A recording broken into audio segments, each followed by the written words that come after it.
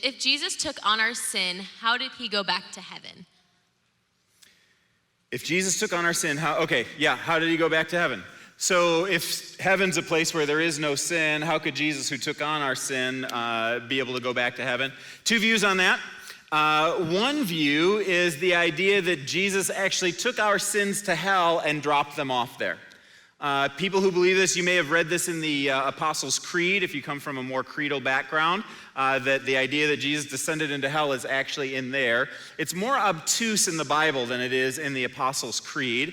In Ephesians chapter 4, it talks about Jesus' death, and it says he ascended into heaven. And what does he ascended mean, except that he also descended to the lower earthly regions? Now, that lower earthly regions, some people will interpret as going to hell and dropping off our sins there. Some will say that just meant he went into the grave. The other place that's relevant to this is 1 Peter chapter 3, where there is a weird text that talks about Jesus preaching to the spirits who were in prison. And to be honest, I don't know what that verse means, but some people will interpret it to mean that this was the time that Jesus went down and had a trip to hell in between.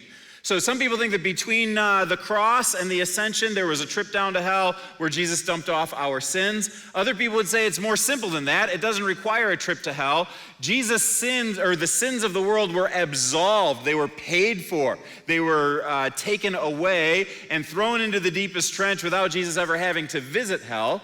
So Jesus, while he took on our sins, and 1 Corinthians even says he became sin for us so that we might become the righteousness of God, that in his atoning work on the cross, they were cleansed and they were paid for, so that when Jesus came back in his resurrected body, he came back pure and sinless once again.